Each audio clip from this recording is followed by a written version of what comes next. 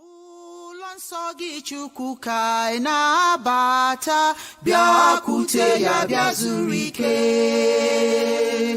Anya bịawa ịsọpụrụ gị ugbu a, bịakwute ya bịa zuru ike. Bịa o bịakwute ya, bịakwute ya, bịakwute ya bịa zuru ike. Bịa o bịakwute ya, bịa o bịakwute ya, bịakwute ya bịa zuru ike.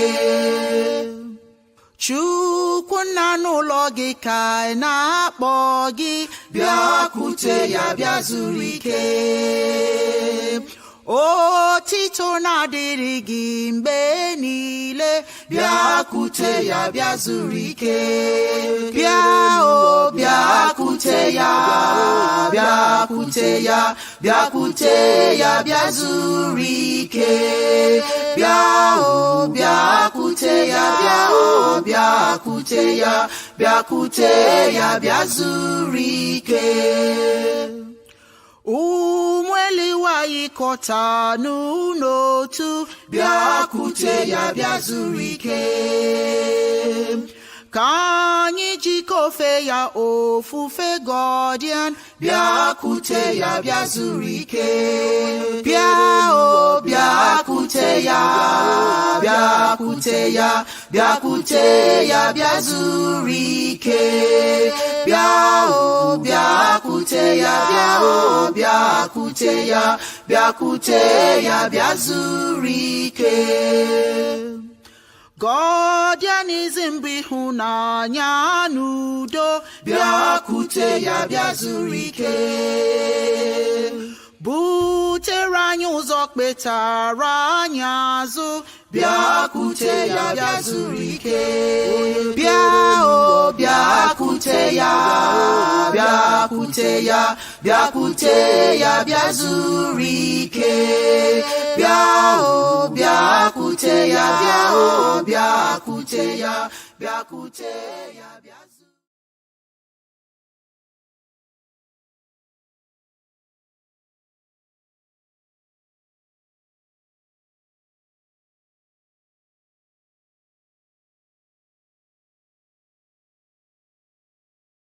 Ụlọ nsọ gị Chukwu ka ị na-abata, bịakwute ya bịa zuru ike.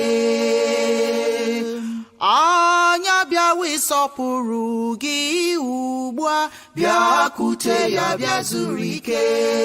Bịa o bịakwute ya, bịakwute ya, bịakwute ya bịa zuru ike. Bịa o bịakwute ya, bịa o bịakwute ya, bịakwute ya bịa zuru ike. Chukwu nna n'ụlọ gị ka ị na-akpọ gị, bịakwute ya bịa zuru ike.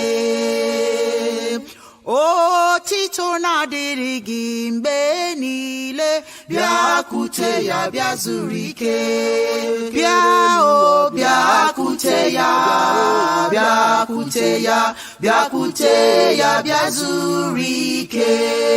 Bịa o bịakwute ya, bịa o bịakwute ya, bịakwute ya bịa zuru ike.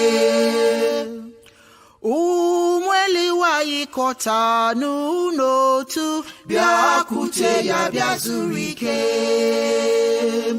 Ka anyị jikọọ ofe ya ofufe Godian, bịakwute ya bịa zuru ike.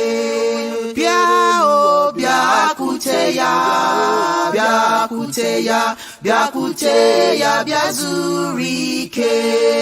Bịa o bịakwute ya, bịa o bịakwute ya, bịakwute ya bịa zuru ike. Godianism bụ ịhụnanya n'udo, bịakwute ya bịa zuru ike. Butere anyị ụzọ kpetara anyị azụ, bịakwute ya bịa zuru ike. Bịa o bịakwute ya, bịakwute ya, bịakwute ya bịa zuru ike. Bịa o bịakwute bịakwute ya bịa o bịakwute ya bịakwute ya bịazụ.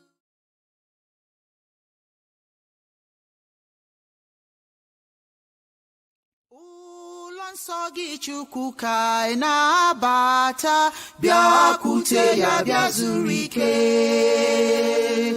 Anya bịawa ịsọpụrụ gị ugbu a, bịakwute ya bịa zuru ike. Bịa o bịakwute ya bịakwute ya bịakwute ya bịa zuru ike.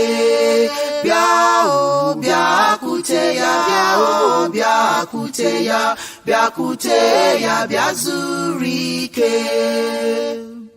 Chukwu nna n'ụlọ gị ka anyị na-akpọ gị, bịakwute ya bịa zuru ike. Otito na-adịrị gị mgbe niile, bịakwute ya bịa zuru ike.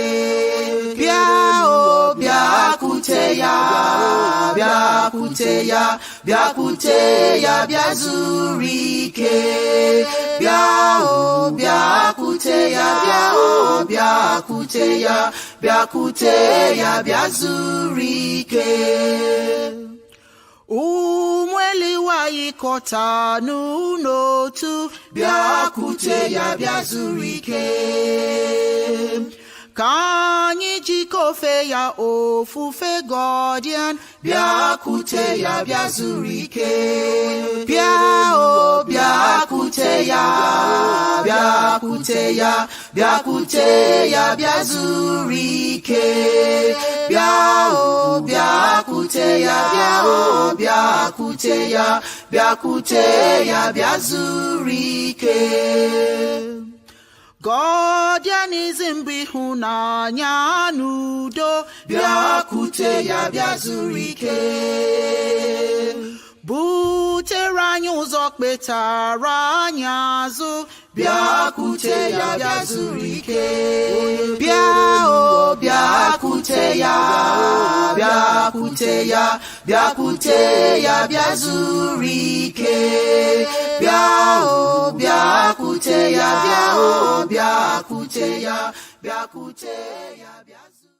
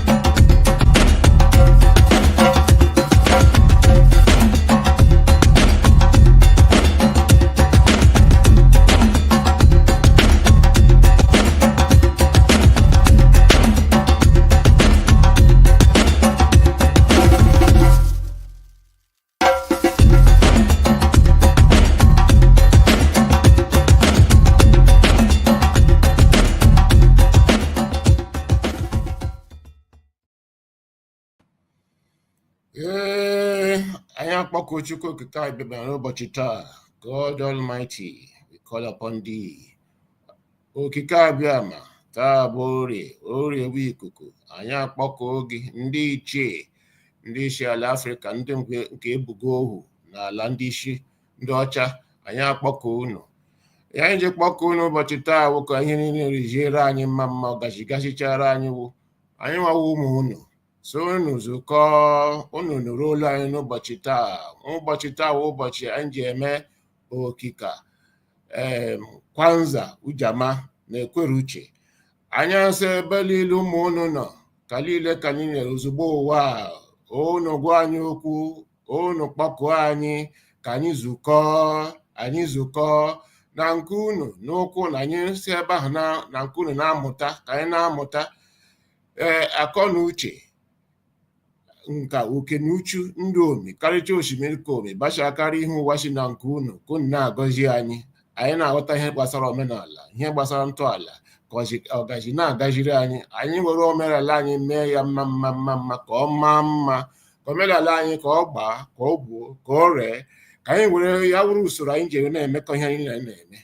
si Mahadum, Chiist University, ihe niile gbasara Chiism anyị na-eme, si ọ ya agazichara anyị, ọ ya agba, ọ ya eto, si na mgbe ruo mgbe, si mgbe anyị na-emecha oge ka anyị, ụmụ ndị anyị mụtara ga-esi n'aka anyị mụrụkwa na-emere na-aga, ha nwa ga-eto, ha nwa ga-agba, ọgazi agazichara ha si na mgbe ruo mgbe. Otu aka nkwụ ya n'ụbọchị taa, si Chukwu okike abịa ma nụrụ olu m, si ndị ichie niile ndị bido so Chiism ministry so nọ n'ụzọ olu m, ndị ichie si ala Igbo, ala Afrịka niile, ma Shaka, ma Prempe, ma Zulu, unu zukọ, uwe onye ọha anyị akpakọgo, nna anyị ukwu, mma anyị, nwunye keoke onye ọha, asị m unu zukọ ozugbo ndị bidosuru Chiism ministry Godianism zukọọnụ, ozugbo ndị bụ anyị ụzọ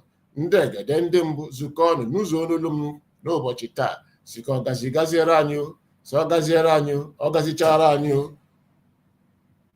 Otu aka ekpezu ya dị n'ọfọ n'ọfọ n'ọfọ, ya gazie. Ndewonu.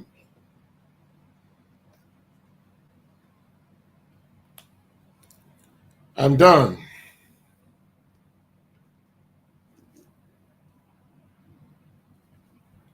Hello. I just said prayer in a language, and I call on God Almighty. I call on the ancestors, those who have gone before us, those who are taken as slaves to the new land today, the U.S., all over the world, that they should hear our voice. God Almighty should hear our voice on this celebration of Kwanzaa, Ujaama, and Ekwurochie, where the female energy, by the guidance of the female energy, and the energy of today being air, today is Ore in Igbo. Ore is air, and that the air is a messenger, or that all we have said, they should hear us, and they should gather us under their feet, endow us with knowledge, courage, and temperance, all the virtues, that we will begin to learn again in our own ways and develop our civilization like others have done, that we may prosper on earth, the land that they have bequeathed to us. That's all I said. May it be to us as we have prayed. He said,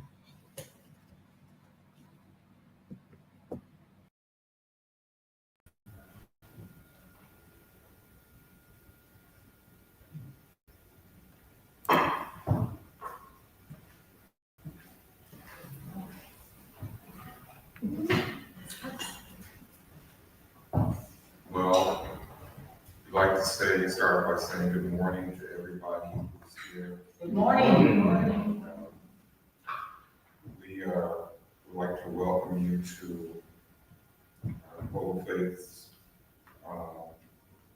celebration of Kwanzaa for 2024 going into 2025. But before I proceed, I'm going to ask the elder for permission to speak. So, I am 74. I am the oldest one here probably at this time. But in honor, in recognition, and with humility, I'm going to forego my ability to take and allow myself to proceed. And I'm going to ask for the next eldest person for permission to speak. No, I have permission. Thank you. I will proceed.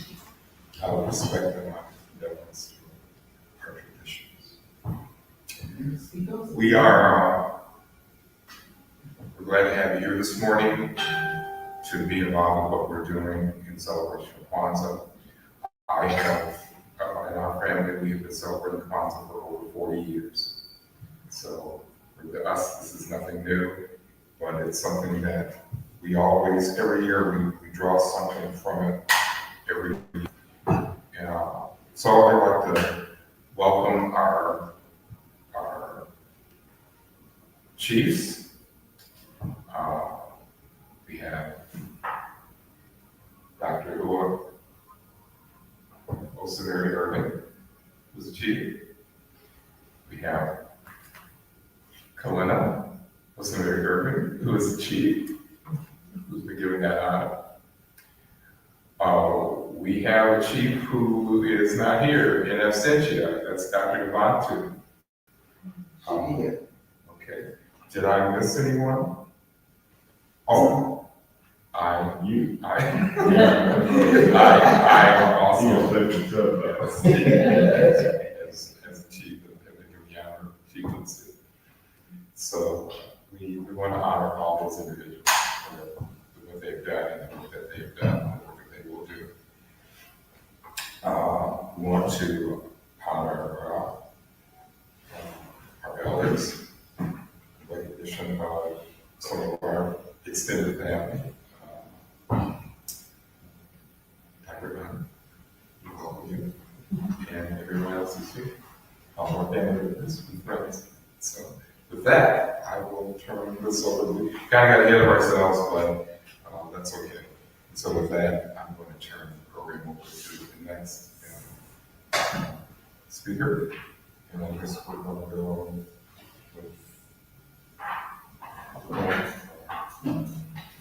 All right, first of all, let me welcome everyone. Something about African spirituality that you must know. It is not the number of people in any place that matters. It's those who are supposed to be there are the ones who are here. And today, if you look at all these seats in this room, they are occupied by our ancestors. So there's no empty space in here. It's spiritually occupied. So thank you for those of you who I'm particularly excited about the little ones who are here today because they're going to help us light the candle. The youngest one is, how old is your brother? No, you're the youngest one. You're the youngest one, right? Yes. You're 6, okay. You're going to help us light the candle, okay? So the next thing we're going to do is to light the Uzo Sala and have the Kwanzaa pledge. So I want you to come with me. And everybody else, please join us around the Kinara. The little guy is going, are you cold? Do you need your coat on? Okay, so let's take the coat on so you're comfortable. All right, very good. I could use some water. Okay, I'm going to hang your coat right here, okay? All right, there you go. Okay, so everybody please, and if you don't mind, have your program book so that we can do the Kwanzaa pledge. Okay. The program sheet actually, so we can do the Kwanzaa pledge. Okay, he is going to help us light the Kinara. All right, I'm going to light it because it's fire. Okay. And then every time, whichever one he lights, we say the name of that candle. Okay, and you guys will help us say it. Okay, so we're going to go for the first one. What color is this candle? Okay, that's black. Okay, and you know what that's called? It's umoja. Can you say umoja? Very good. Can you say umoja? Umoja. Okay, very well. So I'm going to light it. And you help me. It's okay. It's okay. You help me light it. Let's light it together.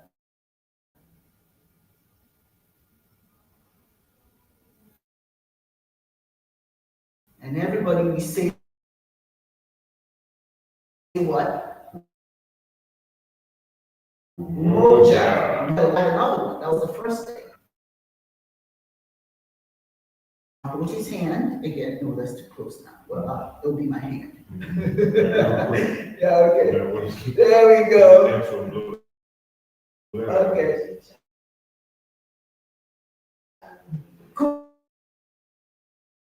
Kujichagulia Okay. I'm gonna read the. Okay. I'm not gonna move your hand. Okay. Okay. The next one is. Can you say it's a Ujaama? Ujaama. Okay, that determination.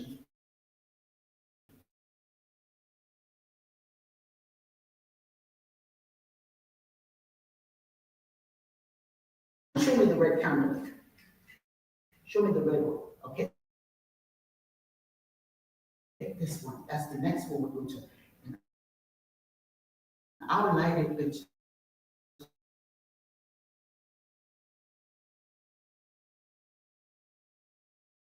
Ujaama, very good. You are so good. So now what we're going to do is we are going to repeat the Kwanzaa pledge. Do you have a copy? Okay. We say of our culture, wise in our decisions, advocates for our children, noble to our elders, zealous in our efforts,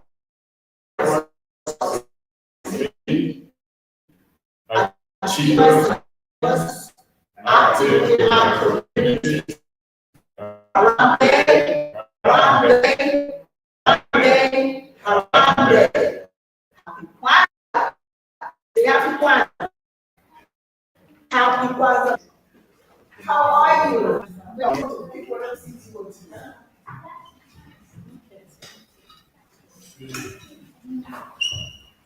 Okay.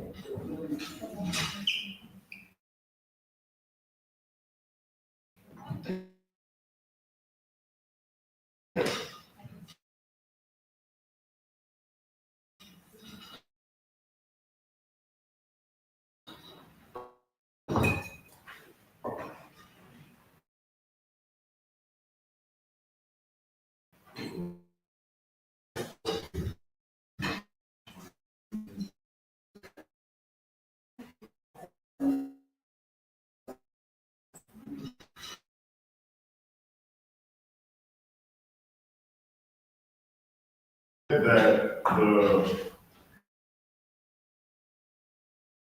the first tree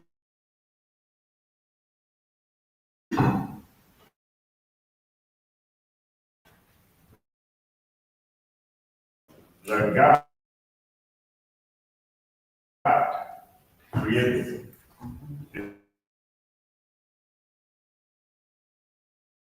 is a coconut tree.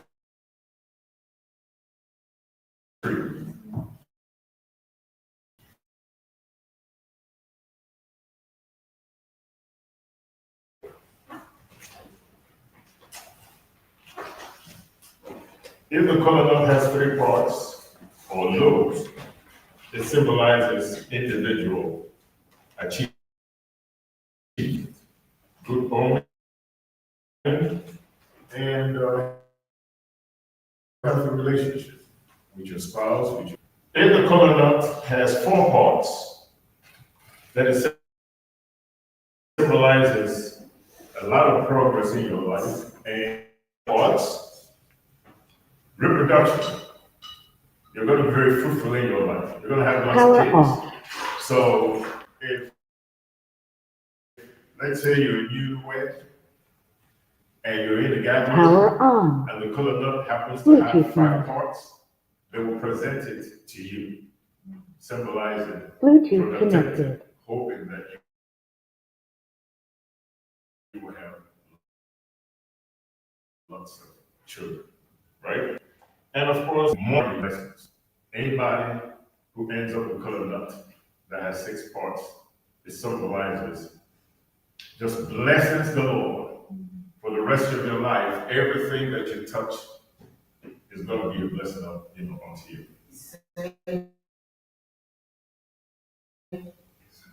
The coconut, beyond its spiritual significance for us, it also has other purposes. Industrially speaking, the Coca-Cola that you drink is made up of lots of nuts. This is a major ingredient in Coca-Cola, the cola nut. The cola nut also, if you're in school and you like to study, you like to stay up, if you eat cola nut, lots of it, it will keep you up. But it's got lots of caffeine in it. And Orthodox Muslims, as a matter of fact, grind this and put it in their tea as substitute for alcohol. Because Orthodox Muslims don't drink, but they eat a whole lot of these stuff. So instead of being drunk, you chew a lot of coconut, it keeps you up. So I guess for them, staying sober is better than being drunk. So they drink a lot of tea with coconut. But in the gathering, when you come to visit somebody, if you have guests at your house, your place of worship, community gathering, the first thing that you do is you offer the cola nut. And the reason why you offer the cola nut is it is a message to those people that have come to visit you, or people that are in your place of worship, your community, your visitors. It is a way of telling your visitors that as long as they are under your roof, that you're willing to put your life on the line for their protection. If you come to visit somebody and they don't offer you cola nut, you're really not welcome. I mean, they're going to be nice to you, probably give you something to drink, food to eat, and all that, but they're not guaranteeing your safety. They're telling you, yeah, you're right here, but if something goes wrong, you're on your own. But if you break the cola nut with somebody, you're pretty much telling them, I'm willing to put my life on the line for your protection. So it's very significant and important to us in African spirituality and in Chiism. In African spirituality, for us, life is about coming and going. It's sacred. We don't spend the time with, you die, you go to hell, you go to heaven. We don't think about it. It just revolves the door. You're born, you live, you go, you die, you breathe, you come back, you get up to be with the ancestors. You don't have to come back again. You only come back if you lifetime. You have till and if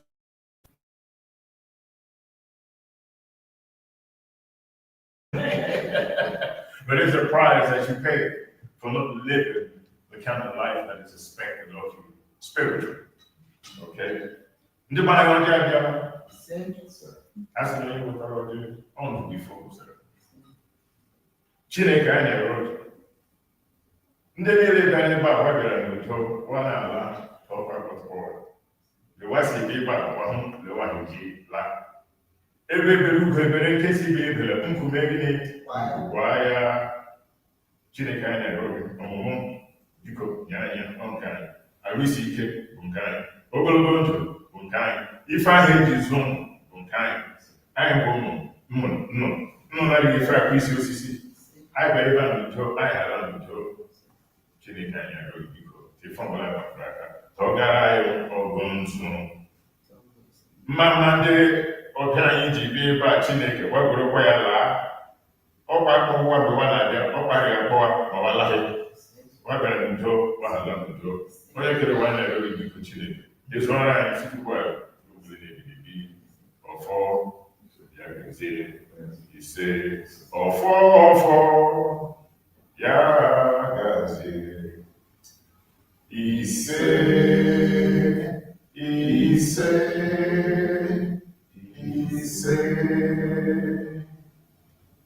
ọfọ ya gazie ise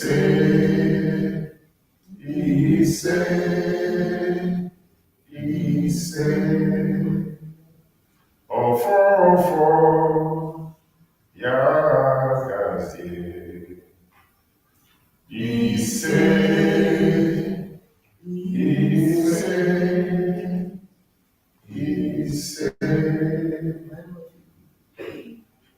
Now, we're going to cut this and we're going to partake in it.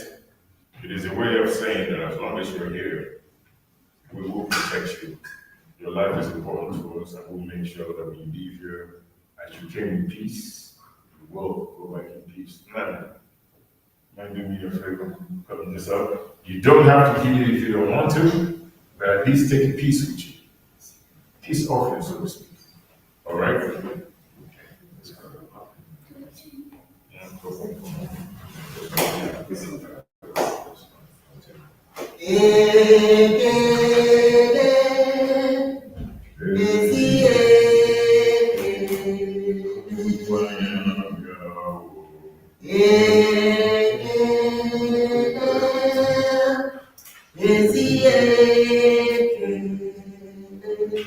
This is rather bitter. But that's okay, it's the message that matters.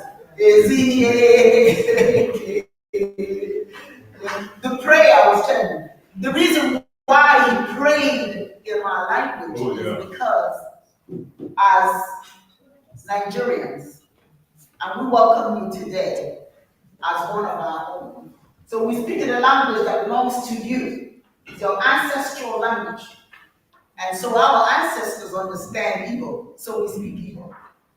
All right? But what in effect is saying is that through that we have become family.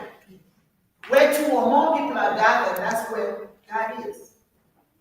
So those of you who are here are the ones that were directed to be here today. Every man that brought my clothes is going to ChinEke, man. So the blessing of ChinEke is going to rain even harder today on all of you who are here. That guy's saying it's bitter, right? It's bitter. But guess what? That's our own form of communion with the Creator. So you bite it, even though it's bitter, and smile and pretend, oh, this is so good. And it was washed, it was clean. They used to put this in So it's Coca-Cola perfectly safe. It's going to be over. We don't have to.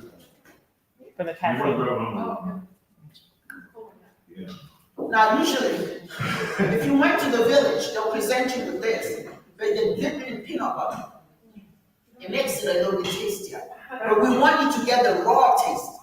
We're not going to sugarcoat it.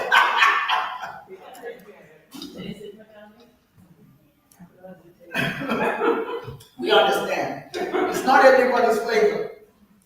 At this time, we are going to introduce Daniel Williams, who's going to present Ujaama. But I want to share this with you.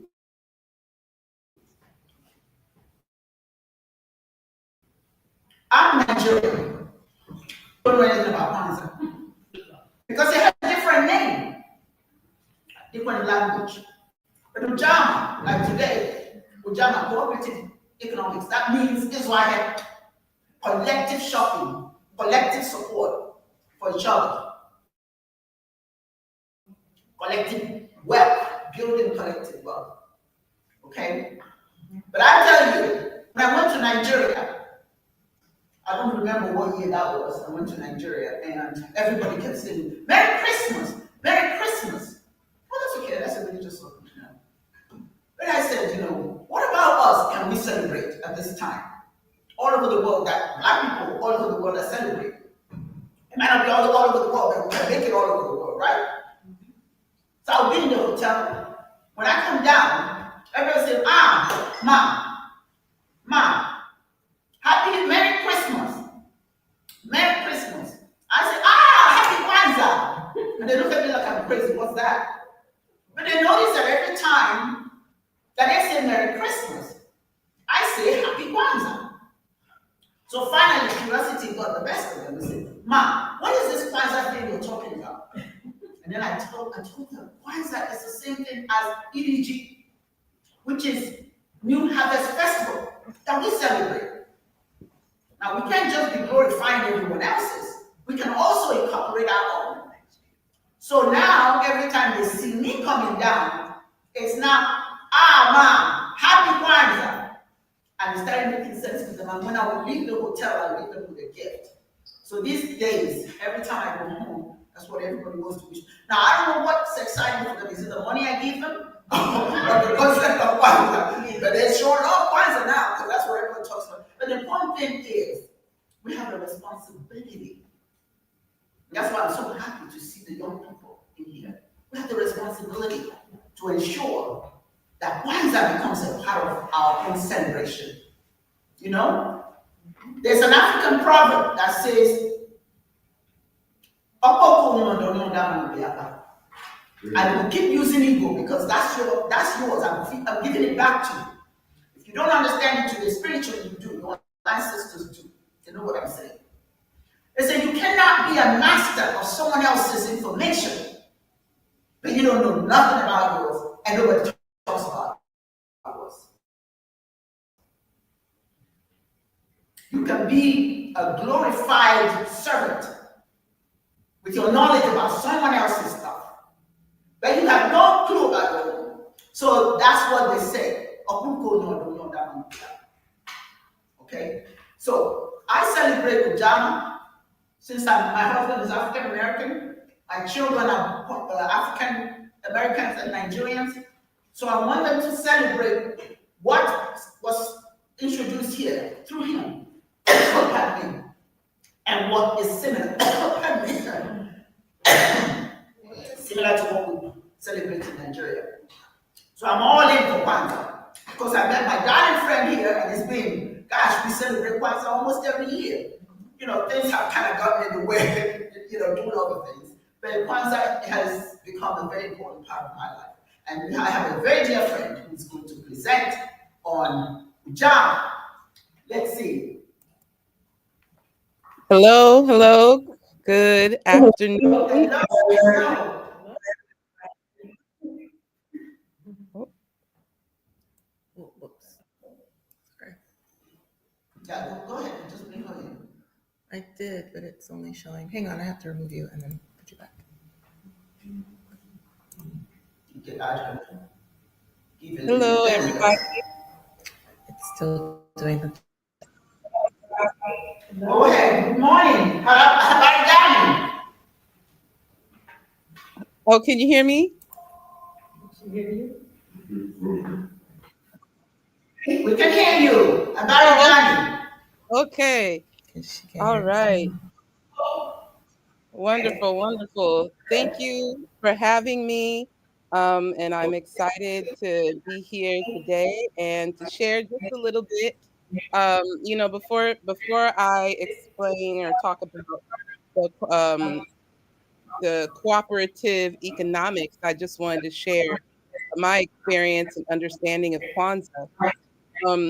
And before I do that, I want to give honor to my parents, Glenn and Dolores Gilliard Williams, because they're the ones who introduced me to Kwanzaa. And I want to give honor to my ancestors who have embodied Kwanzaa before this celebration was even coined in the 60s or 70s. And so I was talking with my mom about Kwanzaa, and one of the things she shared with me is that Kwanzaa was already embedded in their practices of community growing up in the South. My mom grew up in South Carolina in the 60s under Jim Crow. And so she said that these values were already at play in their culture, and these values were key to the survival of Black folk through enslavement to Reconstruction and throughout Jim Crow. And so what she was saying was the purpose of Kwanzaa is to concretize these values, to pass on to the next generations. Because I always say our Black Mecca of Black people is the South. Our motherland here in the United States is the South. Our ultimate motherland is Africa, right? But our ancestors in this land come from the South. And that's where those values held true. And now we have spread apart. We're all over the country. And now it's integrated. And so what that means is that at times culture can be lost as we continue to spread out, as we continue to integrate. And so by concretizing these values in Kwanzaa, we are able to pass these values down from generation to generation and continue to foster the identity of our people and our unity and cooperation. And so I remember growing up, um, and for more context, I grew up in a ethnically mixed community, and I went to an all-white school. And so, of course, we weren't getting our history there. So when I came home, my parents would have all kinds of Black history and things like that, but they'd have us celebrate Kwanzaa. And I remember at first I was like, oh, well, what is this? But as a young person, it definitely contributed to my a sense of identity in a really, really positive way. To really recognize the beauty of our people, as well as to focus around character development for myself, just based on the 7 principles of Kwanzaa. And so, with that in mind, I'm truly grateful for my parents for having us to celebrate it, not just in our family, but they took us to community events like this community gathering that you have here. And so I want to continue to encourage you to continue celebrating it. And I think the beauty about this event in particular is that we have both Africans um, and African Americans celebrating, because ultimately these values come from our African ancestors. And so when we talk about unity, this is a very beautiful unity that's taking place. And I want to thank Dr. Asimari for being so adamant about bringing our people together. And it's a really beautiful thing. And so I'm going to read an excerpt about the cooperative economics and then share some thoughts. Okay. So the fourth principle is, so first off, cooperative economics, Ujaama. Its symbol is two interlocking symbols. It's actually the Nsibidi symbols, I think that are used in Cameroon and Nigeria, I think. So the fourth principle is Ujaama, cooperative economics, and is essentially a commitment to the practice of shared social wealth and the work necessary to achieve it. Ujaama literally means familyhood and suggests a sharing of work and wealth in the manner of family. It grows out of the fundamental communal concept that social wealth belongs to the masses of people who created it, and that no one should have such an unequal amount of wealth that it gives him or her the capacity to impose unequal, exploitative, or oppressive relations on others. Sharing wealth is another form of communitarian exchange, i.e., sharing and cooperating in general, but it is essential because without the principle and practice of shared wealth, the social conditions for exploitation, oppression, and inequality, as well as deprivation and suffering, are increased. Thus,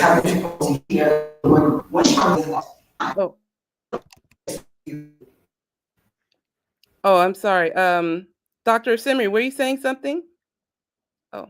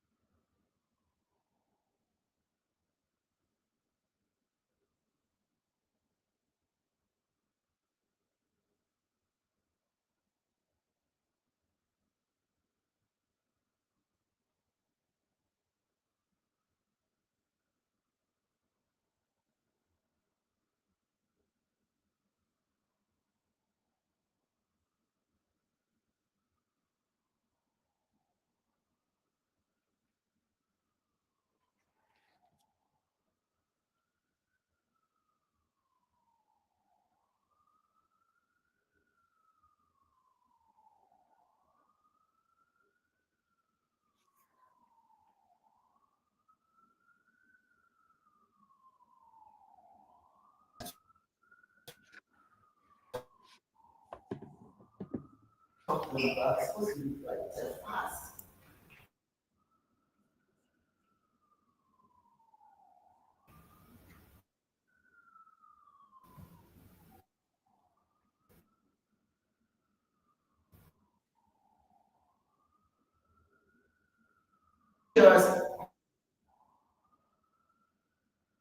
Is she still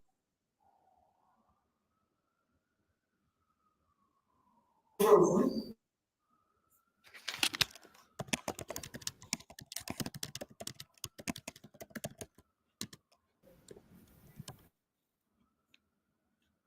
It's kind of spotty, but I'm trying to keep it as a single. Okay. Can you guys I'm going to put in the chat. Can you hear me?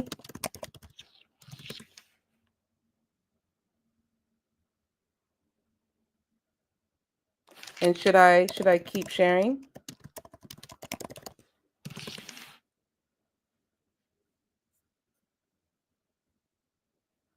Okay.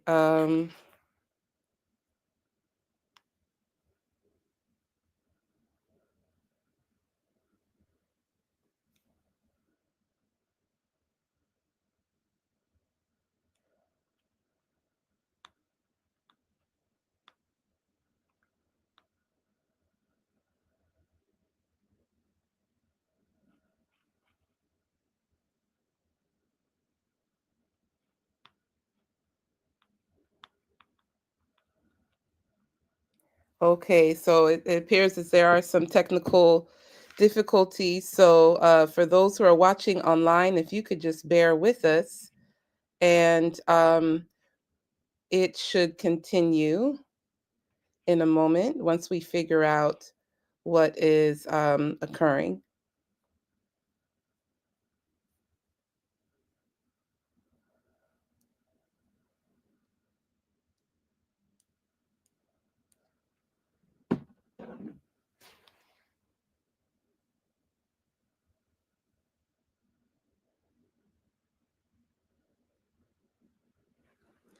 There is a chat on StreamYard, so I put in the chat some questions for whoever is administering it, so that way we could comment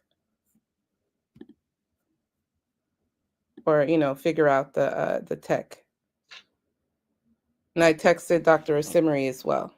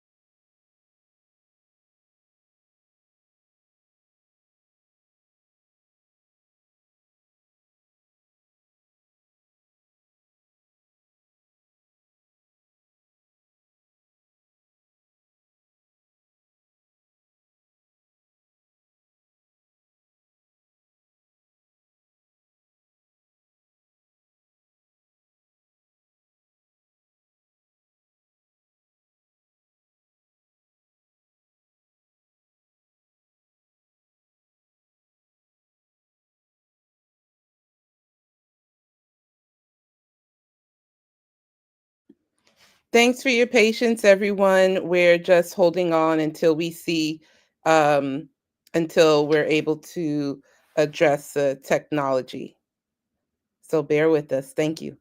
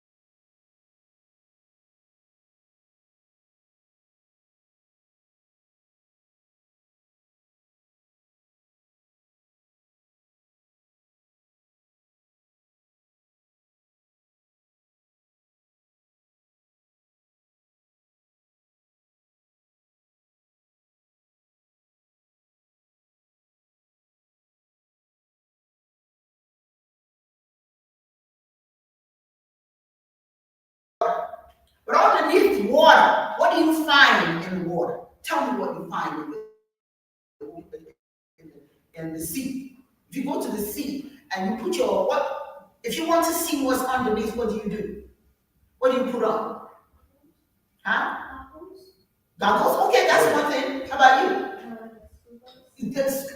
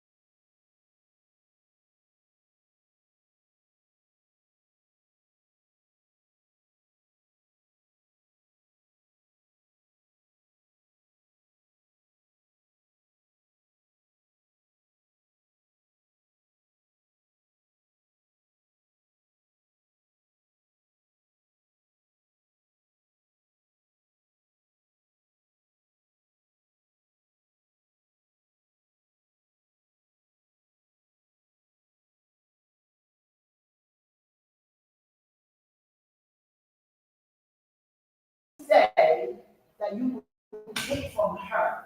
What are you going to carry on?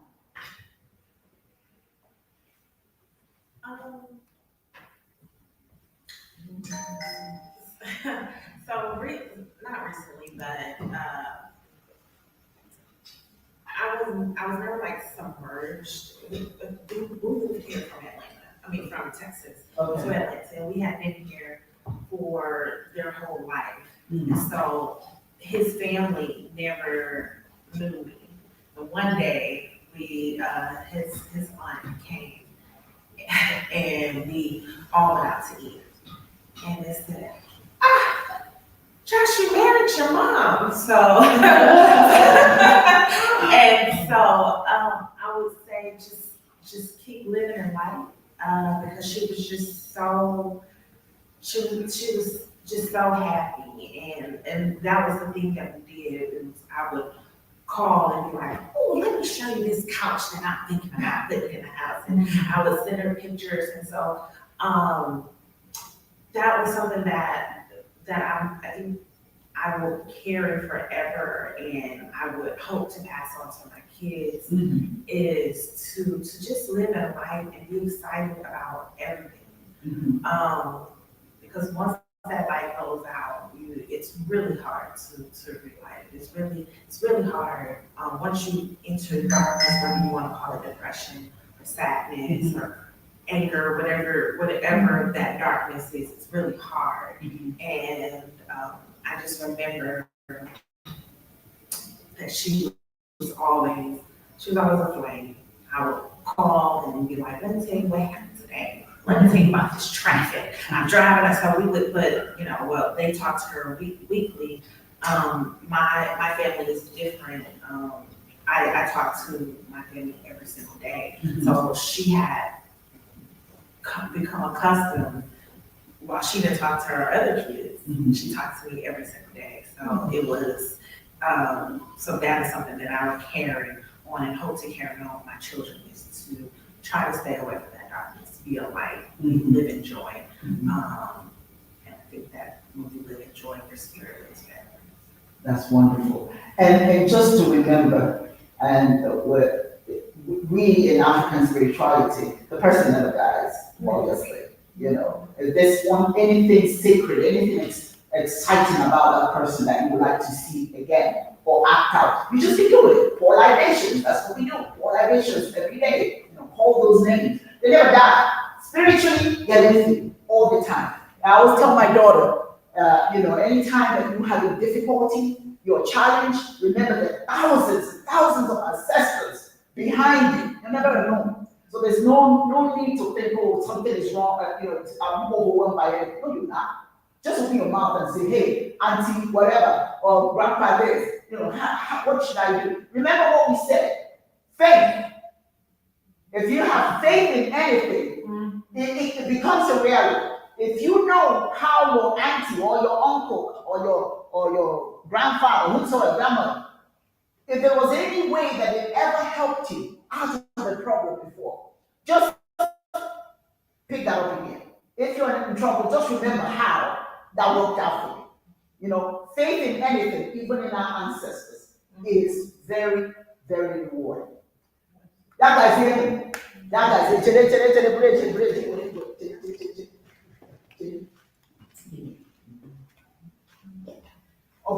You gotta know. Oh, she's beautiful. That's when she was in high school. Well, she looks like you. Yes. Oh my goodness. Oh, you look like her. Oh my goodness. Oh, this is beautiful. Come on.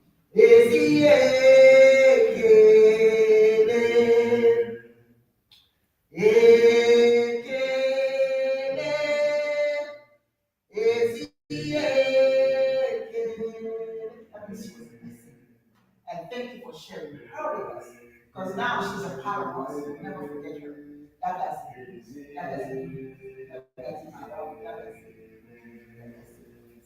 Thank you for sharing her with us. Thank you for sharing her with us. Okay. We have another sharing going on now.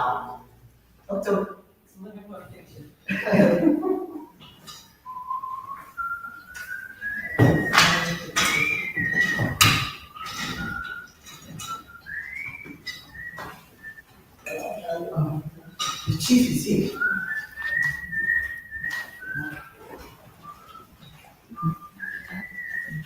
I'm so sorry, I did not bring a picture.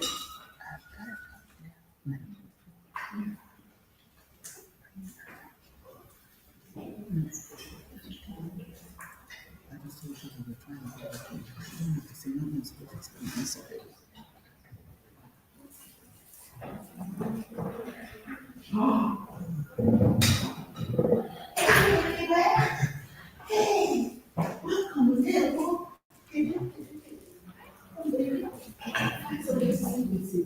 Chief. Yes, I am Chief. That guy's it. That guy's it. What's up? Let's get it. Come on. See we have a show over there? That's what you Chief is. Okay. Okay, we're sharing about our ancestors. This is ancestors ceremony. Dr. Roberto Mine is going to share. All right, well, it gives me great pleasure to speak about my parents, Robert and Carmen Thompson. Both of them were very loving and caring people, so that's their great-grandparents. Okay. And they were both very loving, very caring. My dad worked in public housing in New York City, so his whole focus was, to make sure that people had decent housing, low-income people, so they supported public housing in New York City, and he was very dedicated. But in addition to that, Bob Thompson he enjoyed fishing, deep water fishing, and we used to, as children, it would be real exciting because like 3 or 4 in the morning, my mom would get up and start cooking chicken and stuff for them to take on these fishing excursions. So that was an exciting memory. And also he liked to travel, so we had a motorhome and we traveled around the country, and that's how we got to meet people of other cultures, of other communities. We went up to Canada when it was hot in the summertime. We went down to Florida when it was cold in the wintertime. So we traveled a lot, met a lot of people. Just, Dad had a very, very kind heart. And my mom also, Carmen Thompson, she was a nurse, and she worked with the elderly most of her career. And again, just very giving, very kind. Everybody loved my mom. I would come home from school, and the house would be filled with my friends sitting there talking to my mom. She would cook for them. She would listen to them. And I'm like, what are you all doing at my house? Go home. Go to your own house. But it was just, those kind of people. They're just very embracing. People love to be around them, love to, we always had parties. Everything was a celebration. So we celebrated everybody's birthdays. Every holiday was at our house. We always had a lot of people there. My mom loved to cook. She was a real good cook, which is probably why I didn't want to learn how to cook, because I didn't want it, because I like to eat. So I said, if I learn to cook, I'm going to get huge. So I decided I was not going to do that. Although, as an older person, I've learned to cook vegetarian meals and things that would keep me healthy. But my mom was from Jamaica. That's another important part. In fact, they both had that in common. My mom was born in Jamaica. My dad was born to a Jamaican mom and an African-American dad. So as a child, I got to travel a lot, back and forth. Summertime, we'd go to Jamaica and hang out with our cousins. And I just went there a couple of weeks ago. It was an amazing, amazing trip. So what else can I tell you? So I grew up in New York and lived in New Rochelle, New York, most of my younger life. And they moved to Virginia Beach and lived there. And in both communities, in New York and in Virginia, they became very involved with the churches and, with the community around them. So they never met a stranger. Everybody was always welcome. And that's something that I try to pass on to the children, to be nice to people, to meet new people, to be open-minded, about people. That everybody has a gift and everybody has a purpose for being here. So those are some of the things that I take with me, and carry with me as their oldest daughter. And what you said about problem solving is so important, because I will be looking for something for like 2 or 3 days. It's like really important. Oh my God, what did I do with that piece of paper? And I will ask them, I'm like, okay, Dad, I need you to help me find such and such. And I'm gonna literally put my hand right on it. It's like, wow, that was easy. So they're waiting for you to ask. They're waiting for you to say, okay, I need you. Because they're always, as Dr. Lewis said, they're always with us. They're always supporting us. And they want to be of support to us. So all you have to do is ask. And they can acknowledge them. I speak to them every day. I have my ancestral table and wall, and I speak to them. I've got some plants that are right there with them, and they just flourish.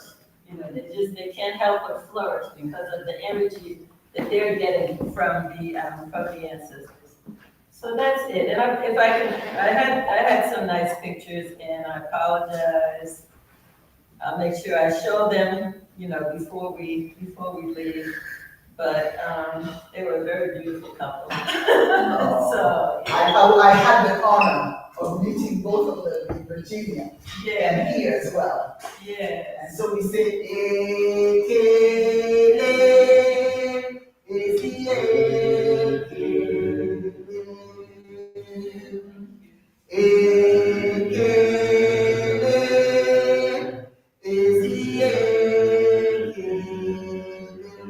Thank you so much. I remember your mom and dad. I remember that. I know it hurts to be living together. But, oh my God, just think about it. They're here. I said, there are no empty seats. Not in an African spiritual environment. The ancestors, your mom, dad, mine too, they're all in here. Okay? And you just call them and they're here. Always in your heart. Always in your heart. And my God, what a joy to share them with you. And we have to do that again. We have to keep sharing them. Because that's how they love you down. I want to ask one of the little people, come and tell me about grandma. Which one of you want to tell us something about grandma or grandpa? Which one? It's okay. Come on, darling, come on. Go tell me one thing. What was special about grandma? Oh, see, she was nice and kind. See, that's a good reason to keep remembering her, right? Mm-hmm. She lives in your heart. How about you? How about grandpa? What's special about grandpa? What was special about grandpa? He was helpful, okay? And keep remembering that. How about you? He was sweet and kind. You just remember that. And if you remember that in your heart, they will always be with you, right? They will always be with you. Beautiful pianist. Oh yes, I saw that beautiful piano in Florida. Virginia. Virginia, yeah. That's wonderful. That's wonderful. But I want to. You want to talk about grandpa? Grandma, come on.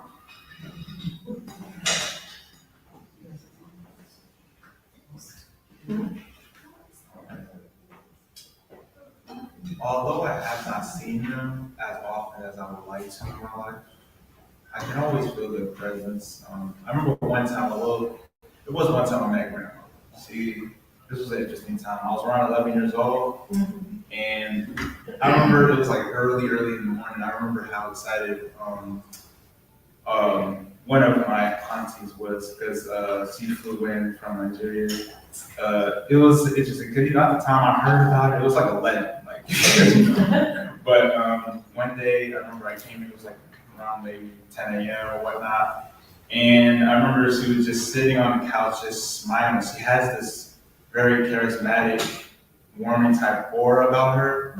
And of course, I remember I had a conversation. I was like, look, I didn't really know really much. But what I do remember is how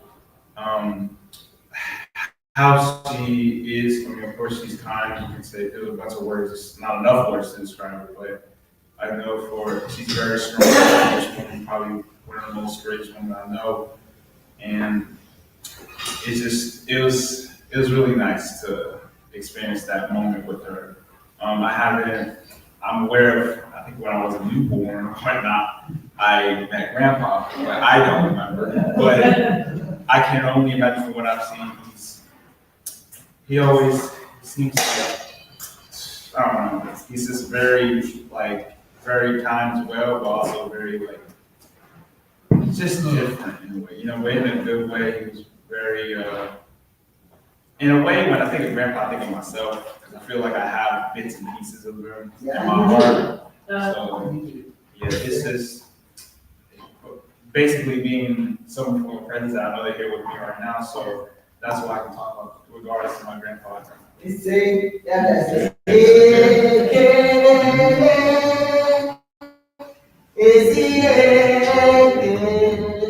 Thank you for sharing, Grandpa, my dad. That's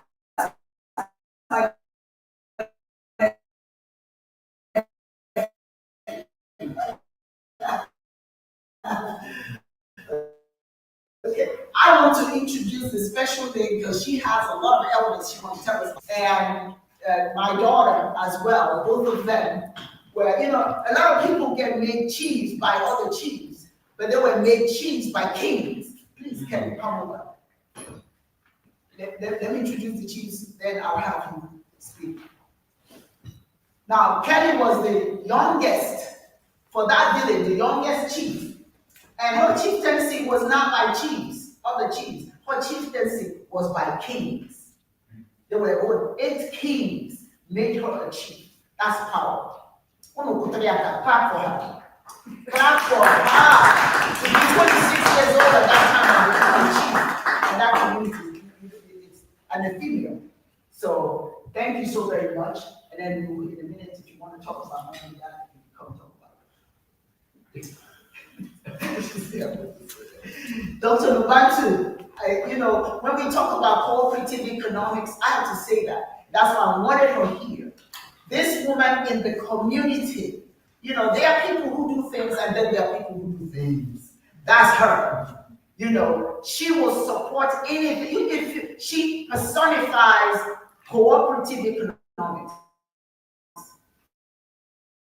My organization, the African Women Mobilization Commission, since the inception, she has always donated. She doesn't ask questions, she just donates. Whatever her money can help with, that's what she does.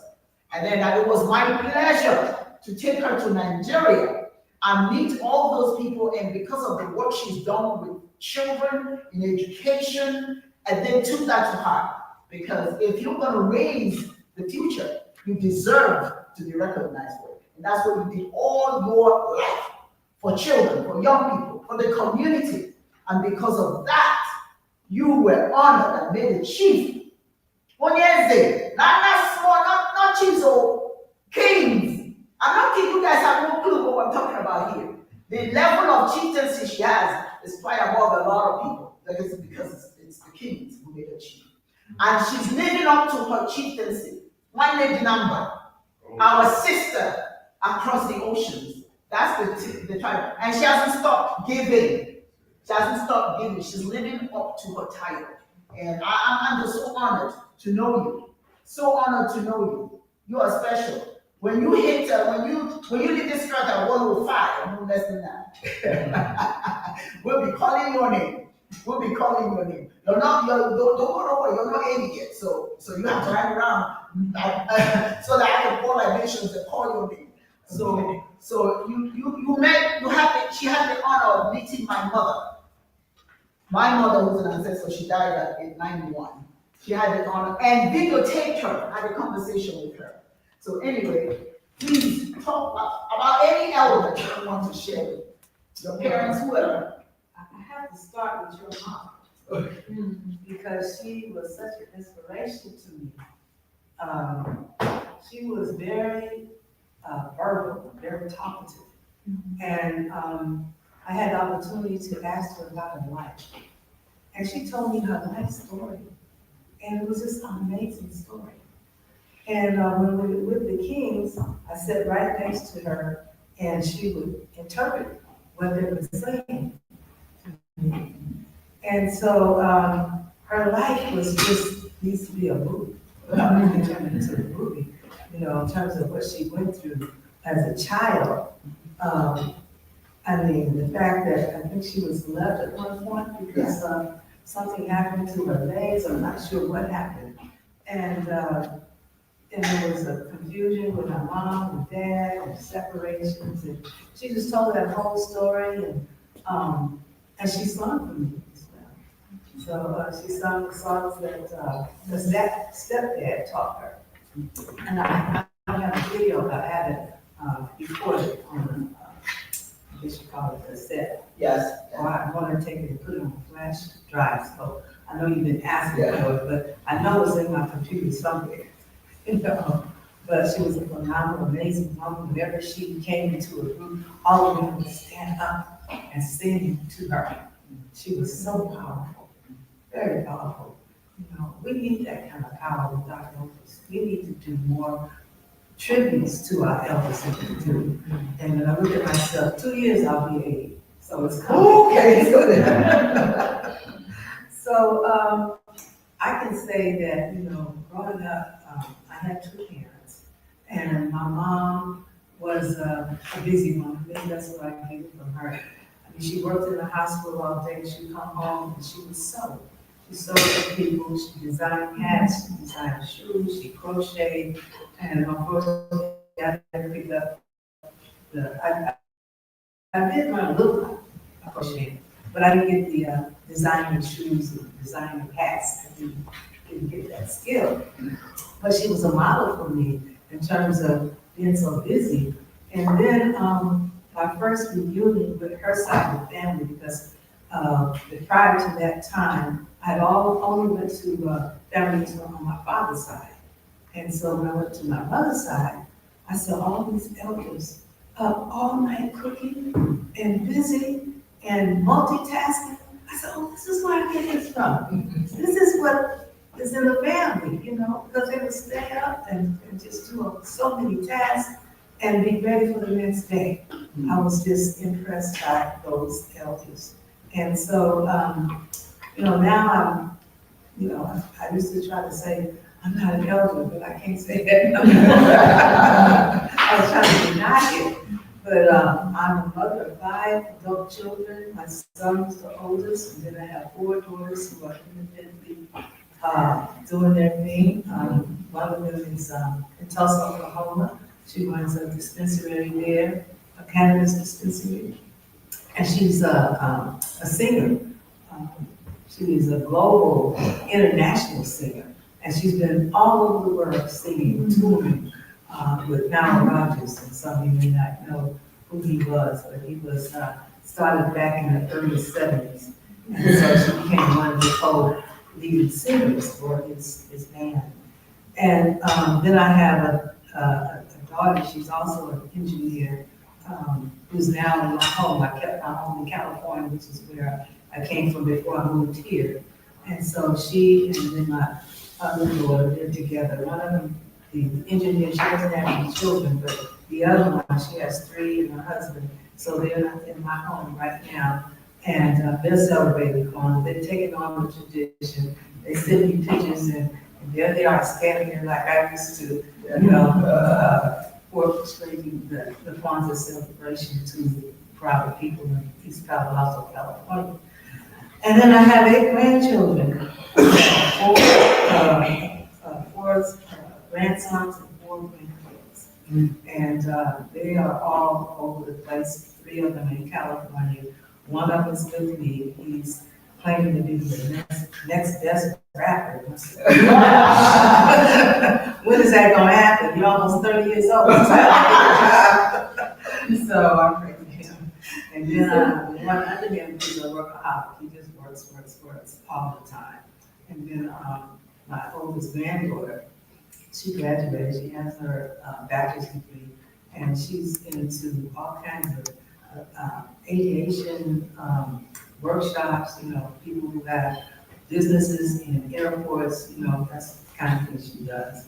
And then Ida Daly, she's the one that's a businesswoman also. She has a business on but she makes waist beads and she sells clothes and purses and all kinds of different things. And then the three younger ones, they're trying to find their way. I don't know what else to say. You said no.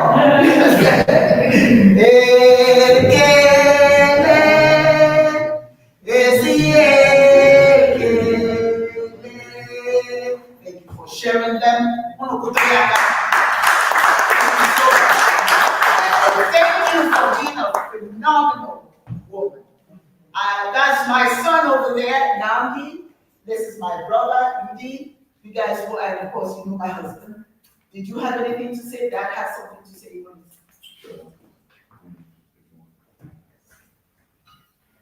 And we have half an hour, so that's all we got for everybody. As you know, Kwanzaa is a celebration of ancestors and elders. Remembering those who have been in your life that you've gone on, who helped to make you set the groundwork, foundation, and the ones who are still here that help promote that foundation, your elders. I was adopted, and so I can truly say that I was raised in the village. Okay. You know, when I was growing up, I used to do a lot of odd jobs in my neighborhood to make some money, 8, 9 years old, like a lot of young people. And just wanted to share this with you in terms of the importance of your elders. I had an old Cajun lady in our neighborhood. I'll never forget her, it's fine. And we talk about ancestry, elders, cooperative economics. And one day I went over to, she lived across the street from my aunt. And so one day I went over to Ms. Vi and I said, Ms. Vi, I said, do you have anything that I can do where I can make a little money? And she said she had some chores to do, and so she told me what she wanted done. And I got done with them, and I got done. I said, okay, Ms. Vi, I'm finished. And she said to me, she said, how much do I owe you? And I said, I don't know. And she stopped me. And there's two things that she taught me more than 60 years ago that I have never forgotten to this day. And she said, the first thing that she stopped me, she says, don't you ever do anything in your life that you don't put value on what you do. And the next thing that I learned, she says, I'm gonna pay you. And she told me, she says, and she paid me in quarters, and she says, I'm like, okay, here's 6 bits. See, you don't talk like that today, but 6 bits, 2 bits is a quarter. So 6 bits was 75 cents. And back in those days, for you to make 75 cents for doing a lot of job, that was a little bit of money, that you earned, as a 10-year-old. That was a lot of money. But what's important is that when I think about her, to this day, I'm 74 years old, and I still carry her with me as an elder and as an ancestor, because they teach us so much that we can use in our lives. It's very, very important that you never forget them, and that you always try to take and incorporate some of what you learn from them in your life as you grow, and that you share that with other young people and with your children and with other people, other young people that you talk with. It's very important. So I just wanted to share that with you, just to let you know that, people go on, but they still live.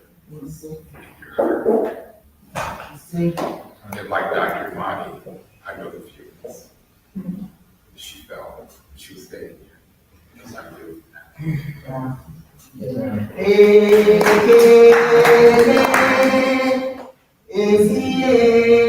You should have left there. I know Thank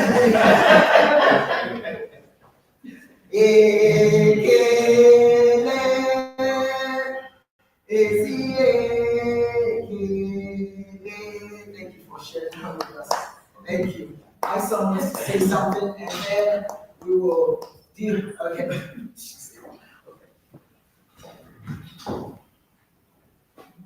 Good afternoon. Good afternoon.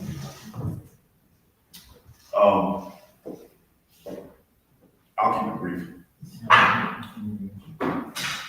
If I'm going to share anything, it would definitely have to be share a memory or honoring an ancestor. It would definitely be my grandfather. First and foremost, it's actually really good to see every single person here. I first and foremost really have to give a lot of honor to my mother and my father, because without them I wouldn't be here. But the reason why I want to honor my grandfather is because if it wasn't for him, she wouldn't be here, and neither would I. My grandfather would always say, even as a young, when I was young, like seriously, really, really young, and I never really paid too much of the importance of,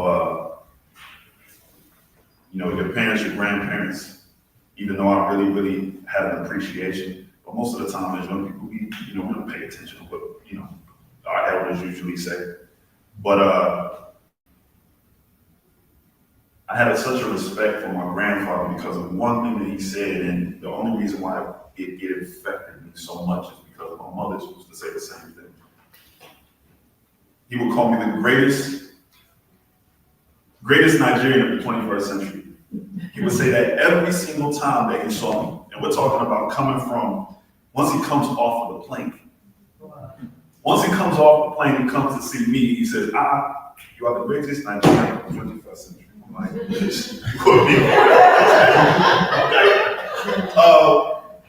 and it stuck with me because it felt like it was something that I had to live up to. Not in a sense of when you're trying to live up to your parents, live up to your grandparents, living up to some idea of what you think they want you to be. But it was more so because of who he was and what he instilled in me, especially my culture. I had no choice to try and be something great. And he would tell me that every single time. So it became ingrained in me. Most of the times, we have social media that's raising us nowadays, and we pick up on so much of those things from outside of our family, from outside of the individuals that actually help to create us and make us who we are. And the fact that he inspired he instilled that in me every single time that he saw me. And then he would tell her, and she would do the same for me. It's not a thing about I had shoes, really big shoes to fill because I had to try. It's because I want to. That level of greatness that I saw in him was passed down to my parents, my mother, and my mother made sure to instill that in me. So in every single thing that I do, I try and embark on a journey that is geared towards achieving that level of greatness. And the main thing is, the most important thing that was instilled by him was you're doing it for a purpose, and it's not just for you. I have to do something that's going to touch somebody so that can touch the next person. And that individual is going to create a wave that is going to inspire more and more and more. Therefore, in one way, shape, or form, you're going to help change the world. So my grandfather instilled in me the purpose of actually changing the perspective of the world. And if anybody that you know, your parents, your grandparents, whatever, especially those that came before you, if you're here, somebody helped inspire them to create you, and somebody inspired them to create them. It's a whole line of generational greatness that's being instilled. And I appreciate my grandfather so much for that. And I appreciate every single person here for allowing me to speak. So,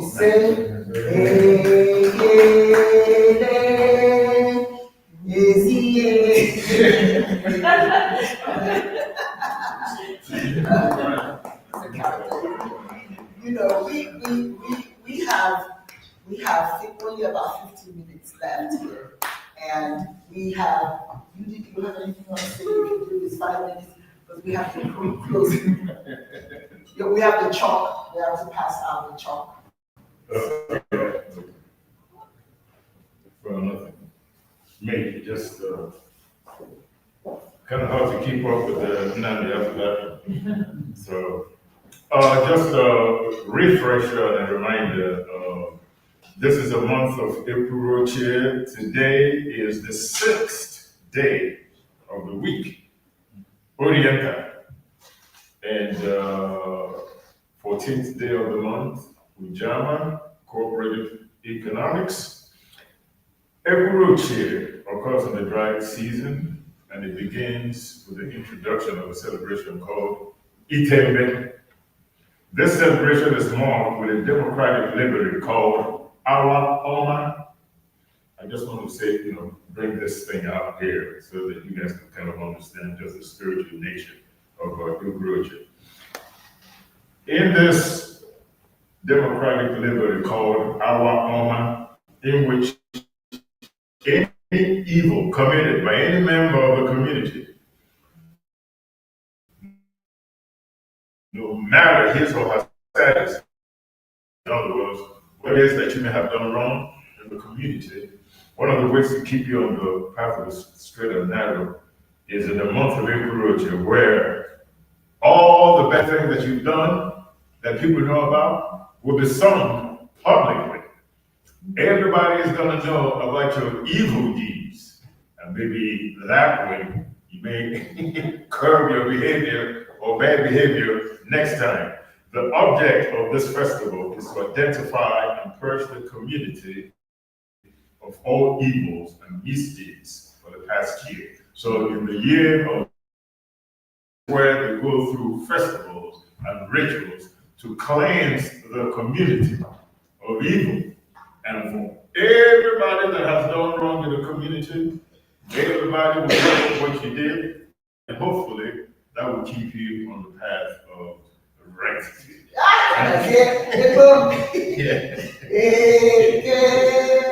You didn't listen to my sister. Yeah? That was for our sister. He did it already for me. Wonderful, thank you.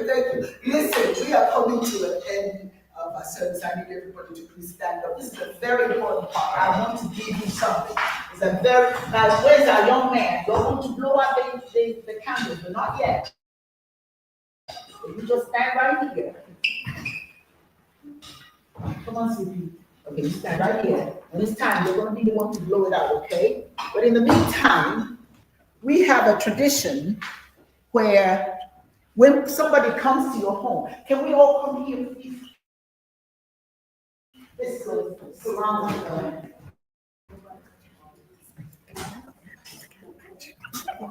We can talk in private, that's okay. You guys come. I want to thank all of you for being here. This is our first celebration of Kwanzaa and the first celebration of Nkomii, because we do this every month, not just Kwanzaa, but this one falls in the time of Kwanzaa. And one of our traditions is that we give white chalk. Okay, I'm going to pass it around and tell you what it is. You hold on to that. You're welcome.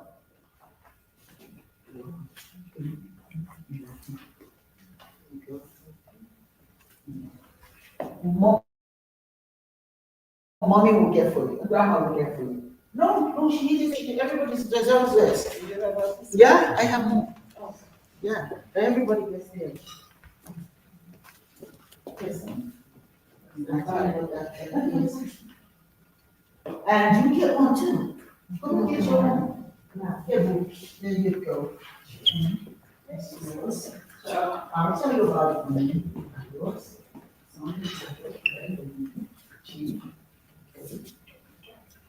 Okay, you get one as well. That's for your home. Oh, you said. Just so we can see the camera and all that. Perfect. Okay, here. There you go. Everybody gets one. Just so we can see the center. This is so important.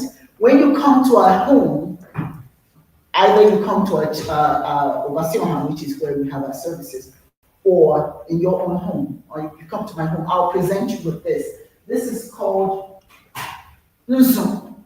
Nzum, this is chalk. So everybody raise your right middle finger, dip it in it, and smear it on your left wrist. When you present it to somebody in your home, that means that they are welcome. And you put it on the left side of your arm, because that's where your heart is. That's the side of your heart. That means that you are welcome into my home, and anything that happens to you is on me while you're in my house. So I have a responsibility to protect you while you're in my home. Okay? So most Igbos, when you go to their homes, they'll present you with a chalk. Now, it doesn't come in this plastic. You can get something fancy. Mine, I have a real fancy thing that I use for it. So you can do whatever you want. You can find this in an African store. It's called the chalk. Just ask them, do you have Nzum or chalk? Nzum or chalk. But that's one of our very important spiritual traditions. Okay? And when you call the ancestors, you want to do that as well. To welcome them into your space. Okay? All right? Okay, you are welcome. And then let us just hold hands and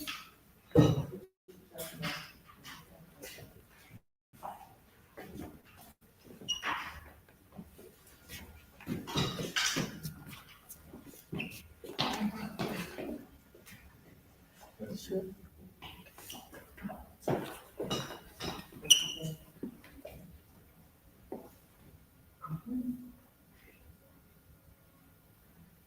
Thank you, ChinEke, Divine Mother, Divine Father, for this wonderful opportunity called today. Today we have moved our minds and bodies in your perfecting presence. Right where we are, we know you were gathered. All the ancestors were here today. Somebody said, you said. You are powerful, and so are we because of your power. Because we are your temple, we know we're powerful. You're peaceful, we are peace-filled. You're joyful, we are joy. Your joy, we are joyful. Your truth, we are wrapped in your truth. We are manifestations of you, the divine. Greater is your power in our bodies than any affliction in the world. Somebody say, he said. Greater is your power in our minds than any condition in the world. He said. Greater is your spirit in our spirit than any spirit in the world.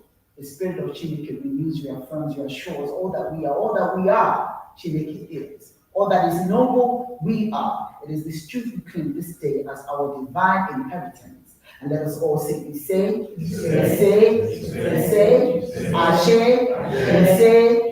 oh, Yagaze. I want you to hold on, don't let go. Let us disengage our hands ever so slowly. Don't do it fast, just slowly. Because even though we're no longer connected physically, we remain spiritually connected. And so it is. He said,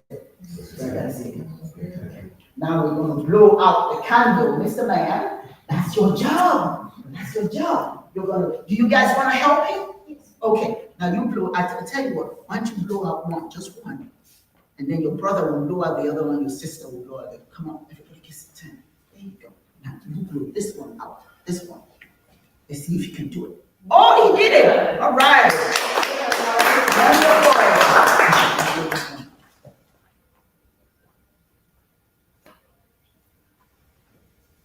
He's trying to avoid not blowing the other one. Go ahead. All right.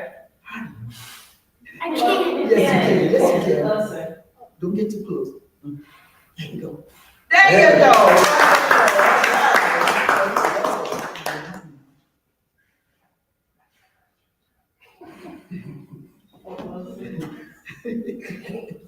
Do it. You can do it. He came back.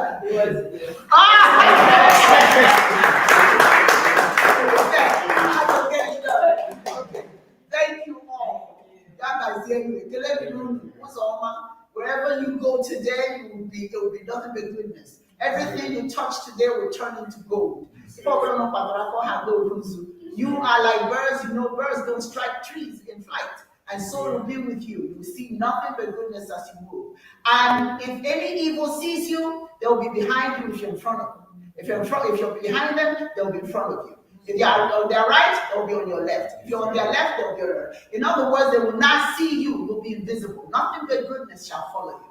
And so it is. And you are, if you look at your feet, you are like chickens. Let me tell you, everybody's trying to see them. But like chickens, because you know what? Chickens can go anywhere. Nothing ever injures their foot. And so it will be with you. Doesn't matter where you go, nothing will ever injure you. Somebody say, he say. Somebody say, he say.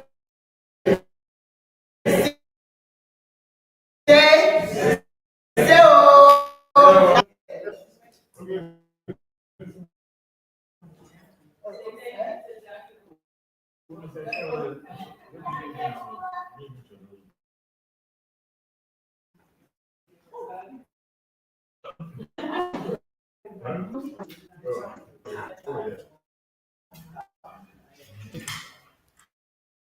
Oh, we didn't what? Okay, thank you, Madam. Thank you.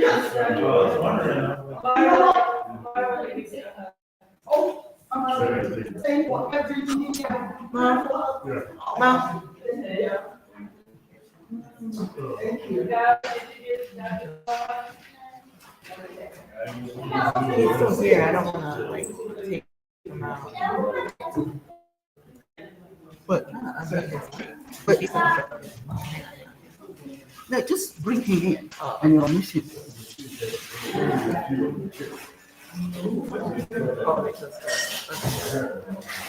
I hate this.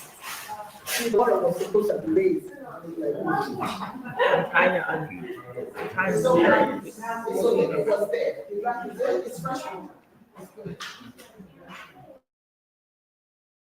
Just go out this way.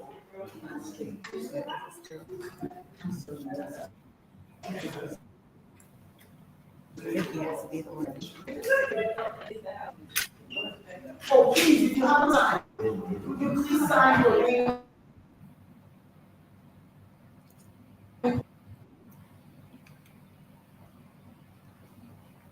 Yeah, good evening, all. It was a good time. Hope you all had a nice time.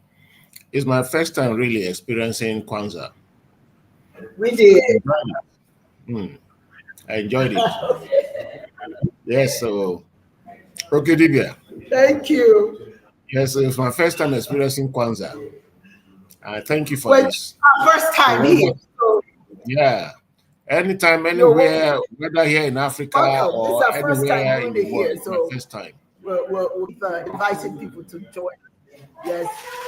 Okay. I'm gonna call.